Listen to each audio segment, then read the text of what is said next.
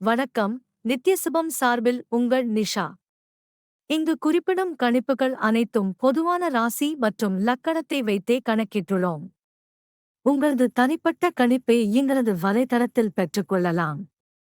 மேலும் எங்கள் வலைத்தளத்தில் ஜாத புத்தகம் பரிகாரங்களுடன் திருமண பொருத்தம், பெயர் பொருத்தம், ஜாதக கல் பொருத்தம் மற்றும் ஆஸ்ட்ரோ பொருட்கள் விற்பனைக்கு என பல வசதிகள் உள்ளது. வாங்கல் தலைப்பிற்கு செல்வோம். தனுசு ராசிக்காரர்களுக்கு இந்த மாதம் மிகவும் சாதகமாக இருக்கும். உங்களின் தைரியமும் அதிகரிக்கும். நீங்கள் தன்னம்பிக்கையுடன் இருப்பீர்கள். இதன் காரணமாக உங்கள் சவால்களை நீங்கள் சமாளிக்க முடியும். பணியிடத்தில் சில பிரச்சனைகள் மற்றும் குடும்ப வாழ்க்கையில் தனிமை உங்கள் கவனத்தை ஈர்க்கும். ஆனால் உங்கள் புத்திசாலித்தனம் மற்றும் கடின உழைப்பின் உதவியுடன் அந்த சவால்களை எல்லாம் நீங்கள் சமாளிக்க முடியும். மாணவர்களுக்கு அனுகூலமான காலமாக இருக்கும். வேலை செய்பவர்கள் சில மன அழுத்தத்தை சந்திக்க நேரிடும். அதே வேளையில் வியாபாரம் செய்பவர்கள் வெற்றிகரமான காலத்தை பெறுவார்கள். எல்லா பணிகளையும் தன்னம்பிக்கையுடன் மேற்கொள்ள வேண்டியிருக்கும். இதன் மூலம் வெற்றி படிக்கட்டுகளில் ஏற இந்த மாதம் உதவும். உழைக்கும் நபர்களின் 10ஆம் வீட்டில் கேது பகவான் இருப்பதால் உங்கள் பணியில் ஈடுபாடு குறைவதாக உணர்வீர்கள். மீண்டும் மீண்டும் ஏமாற்றம் ஏற்படும். அதனால் வேலையில் கவனம் செலுத்த முடியாமல் போகும். சில இடையூறுகள் ஏற்பட வாய்ப்புள்ளது. இதன் காரணமாக நீங்கள் மன அழுத்தத்தை எதிர்கொள்ள வேண்டியிருக்கும் மற்றும் வேலையில் விரிவான சிக்கல்கள் ஏற்படலாம். வியாபாரிகளுக்கு மாதத்தின் ஆரம்பம் சாதகமாக இருக்கும்.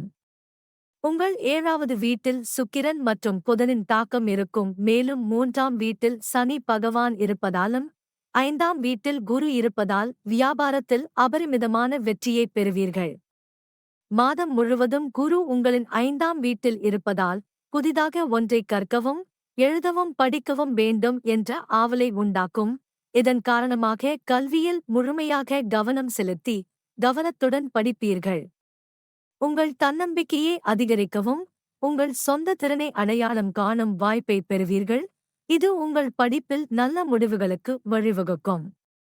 மாதத்தின் தொடக்கத்தில் சூரியனும் புதனும் 2வது வீட்டில் இருப்பதால் குடும்பத்தில் பரஸ்பர நல்லிணக்க உணர்வை உருவாக்கும். 4ஆம் மற்றும் 10ஆம் வீட்டில் ராகு மற்றும் கேது இருப்பதால் குடும்ப வாழ்க்கையில் அமைதியின்மை ஏற்படும் போது குடும்ப உறுப்பினர்கள் ஒருவரையொருவர் கவனித்துக் கொள்வார்கள் மற்றும் புத்திசாலித்தனமான ஆலோசனைகளை வழங்குவார்கள். உங்கள் குடும்ப உறுப்பினர்களிடம் இருந்து சற்று தனிமைப்படுத்தப்படுவீர்கள். உங்கள் தாய் மற்றும் தந்தையின் உடல்நிலை மோசமடைவதை நீங்கள் சந்திக்க நேரிடலாம். உங்கள் அன்பை ஏற்றுக்கொள்ளவும், புரிந்து கொள்ளவும், அங்கீகரிக்கவும் உங்களுக்கு வாய்ப்பு கிடைக்கும். உங்கள் இதயத்தில் உள்ள அனைத்தையும் அவருடன் பகிர்ந்து கொள்வீர்கள். உங்கள் இருவருக்கும் இடையே நல்ல இணக்கம் இருக்கும்.